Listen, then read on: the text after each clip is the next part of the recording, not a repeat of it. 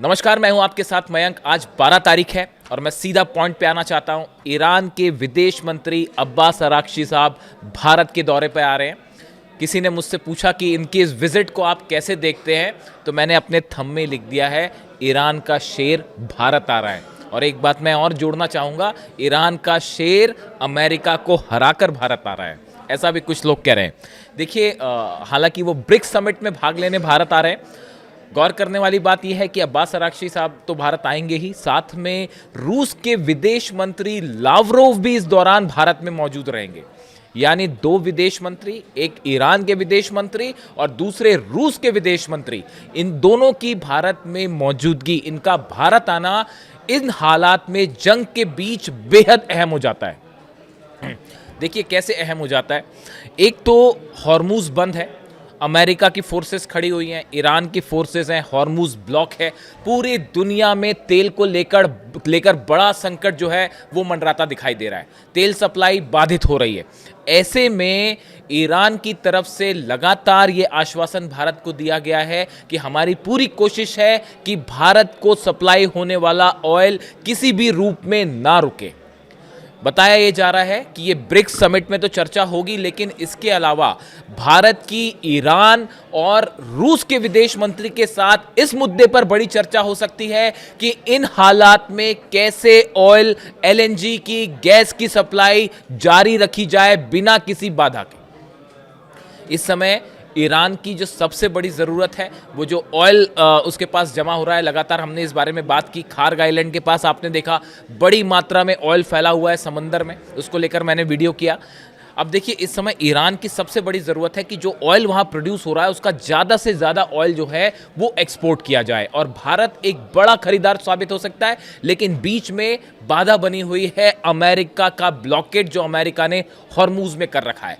इस ब्लॉकेड के पहले ये जो ब्लॉकेड शुरू हुआ, इसके पहले ईरान की तरफ से भारत में जहां लगातार जहाज़ों की सप्लाई हो रही थी, जितने भारत के जहाज़ थे वो सब निकलते जा रहे थे लगातार, और भारत में जो है ऑयल और एलएनजी गैस की सप्लाई आसानी से हो रही थी।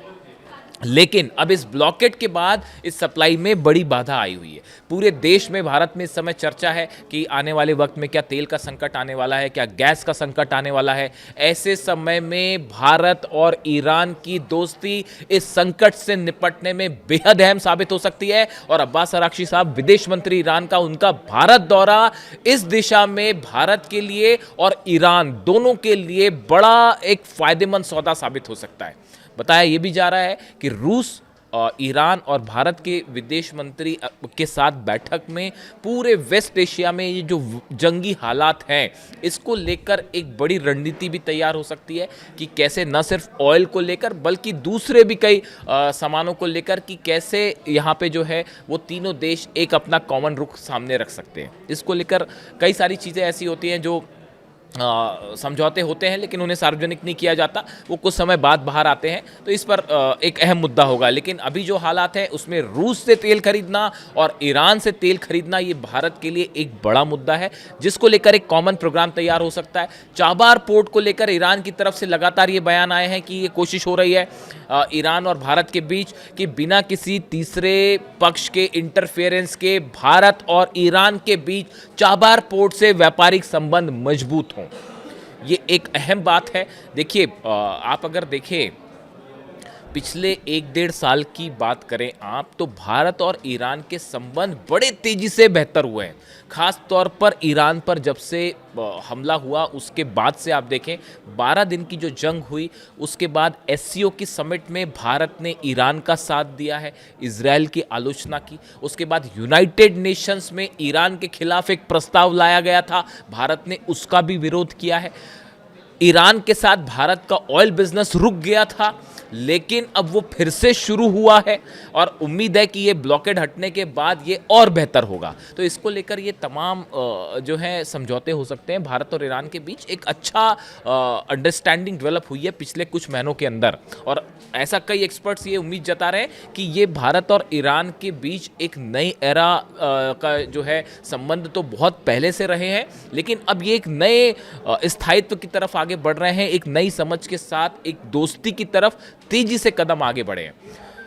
भारत में देखिए इस पूरी जंग के दौरान अगर आप बात करें, अभी ये दूसरी जंग के दौरान भारत में ज़बरदस्त सपोर्ट देखा गया है ईरान के पक्ष में। कई लोग मुझसे ये बात कहते हैं, कई कमेंट्स आते हैं मेरे वीडियो में कि भारत से जब वीडियो बन रहे, जब जंग शुरू हुई उस दौरान भारत में एक इस तरह का माहौल था कि बहुत सारे लोग जो हैं वो इजराइल के पक्ष में थे, या कई वीडियोस इस तरह के बनते थे जो इजराइल के फेवर में थे। लेकिन आपकी सीरीज़ सबसे पहली उन सीरीज़ में से है जिसने ईरान के सही पक्ष को सामने रखा, और आपके वीडियोस के चलते बड़े सारे लोगों ने ईरान पर वीडियो बनाने शुरू किए, और आज देखिए भारत की एक बड़ी संख्या जो है लोगों की, और मीडिया में भी जो है वो ईरान को ज़्यादा स्थान मिलना शुरू हो गया है, ऐसा कई लोग कहते हैं। मैं इस बारे में कुछ कहना नहीं चाहूँगा। मैंने हमेशा वही कोशिश की कि जो सही पक्ष होता है उसको बिना डर के बेबाकी के साथ सामने रखा जाए, मेरी हमेशा कोशिश यही होती है। तो देखिए, एक तो ये विजिट की बात हुई, अब्बास अराक्ची साहब और लावरोव दोनों की भारत आना जो है ये बेहद अहम होगा। दूसरी चीज़ देखिए, 2-3 बड़े डेवलपमेंट हैं। एक तो डोनाल्ड ट्रंप चीन जा रहे हैं, उसमें मैं अलग से विस्तार से बात करूंगा कि डोनाल्ड ट्रंप चीन जा रहे हैं तो उनकी उस विजिट का ईरान के साथ जंग पर क्या असर होगा। देखिए, बाय एंड लार्ज ये बात की जा रही है कि ट्रंप की ये कोशिश होगी चीन पर दबाव बनाने की कि किसी तरह से ईरान को यूरेनियम पर तैयार किया जाए या जंग रोकने के लिए तैयार किया जाए और कोई समझौते के लिए दबाव डाला जाए। हालांकि चीन इस पे कितना तैयार होगा और चीन की क्या भूमिका होगी वो आने वाले वक्त में पता चलेगी, लेकिन फिलहाल चीन की तरफ से इस तरह का कोई कमिटमेंट नहीं है।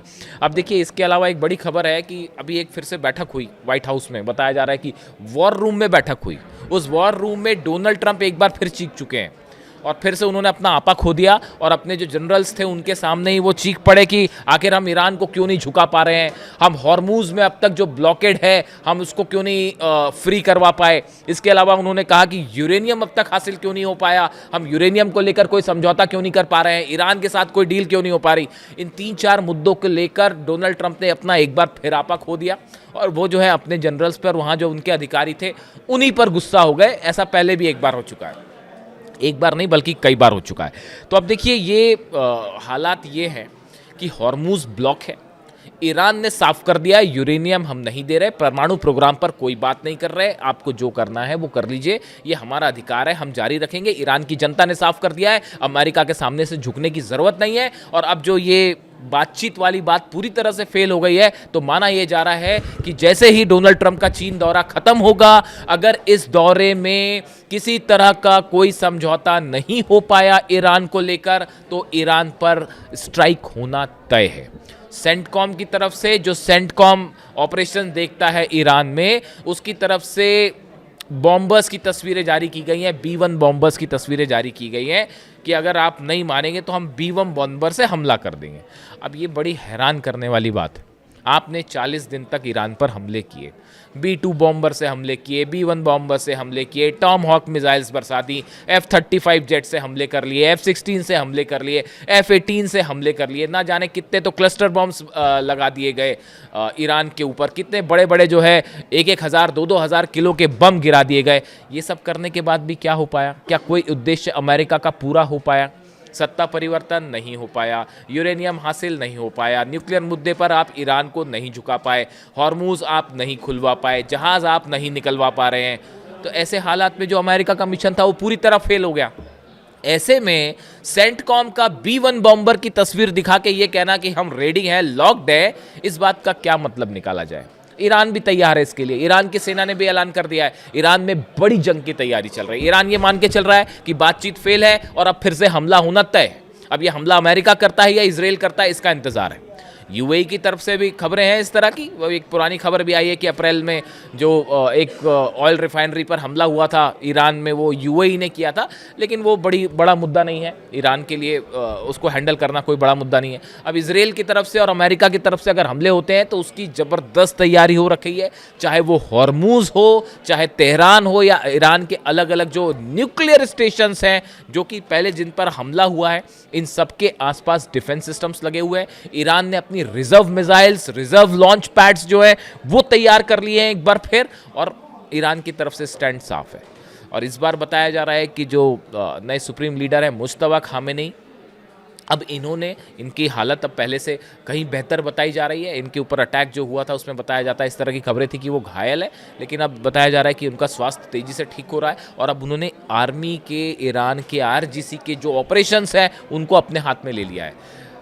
आईआरजीसी चीफ, मैं बार बार इस बात को कह रहा हूँ, अहमद वाहिदी साहब एक ध्रुव है वहाँ के, मुस्तबा खामेनेई दूसरे ध्रुव हैं और तीसरे हैं अब्बास अराक्ची।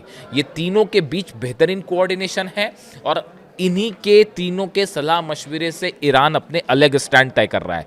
अब देखिए, अब्बास अराक्ची साहब से चूंकि मैंने शुरुआत किया था, इस आपको लेकर एक पोस्ट किया है। उन्होंने लिखा है, बातचीत की मेज पर 20 साल, म्यूनिक 2006 से तेहरान 2026 तक। डॉक्टर अब्बास अराक्ची बातचीत का चलता फिरता विश्वकोश है। इसे कहते हैं असली खिलाड़ी, बाकी सिर्फ फील्डिंग कर रहे हैं। देखिए, ये अच्छा पोस्ट है ईरान मिशन ने जो अब्बास अराक्ची साहब को लेकर कहा है। आप देखिए, इनका जो रेफरेंस है वो 2006 में जब परमाणु विवाद की शुरुआती दिनों में ईरान का जो कूटनीतिक पक्ष उन्होंने रखना शुरू किया था वो 2006 से शुरू हुआ। फिर 2015 में वियना में जो joint comprehensive plan of action जो JCPOA तैयार हुआ था, इस दौरान उनकी बेहतरीन कूटनीति दिखाई दी। और अब 2026 में पूरी दुनिया देख रही है कि इतने जंग के बावजूद अब्बास अराक्ची जो विदेश मंत्री हैं, उन्होंने कितने बेहतरीन तरीके से हर पक्ष को ईरान के पूरी दुनिया के सामने रखा है और इसीलिए पूरी दुनिया में उन्हें एक बेहतरीन विदेश मंत्री के तौर पर देखा जा रहा है और वो अब एक इंटरनेशनल पर्सनालिटी बन चुके हैं। इसमें कोई शक नहीं है। तो अब वो उनका भारत दौरा है, वो पीछे भी भारत आना चाह रहे थे, लेकिन जंग की वजह से वो नहीं आ पाए। तो भारत का उनका ये दौरा बेहद अहम होगा। लावरोव भी उनके साथ आ रहे हैं। ऐसे में नज़र रहेगी कि ये मीटिंग्स में क्या बड़े फैसले होते हैं। और दूसरा नज़र रहेगी डोनाल्ड ट्रंप के चीन के दौरे को लेकर। फिलहाल ये माना जा रहा है कि ये जब तक ये मीटिंग्स खत्म नहीं होंगी तब तक हमला ईरान पर नहीं होगा, लेकिन उसके बाद कुछ भी हो सकता है। इससे जुड़ा जो भी अपडेट होगा आप तक पहुंचाएंगे। Thank you so much.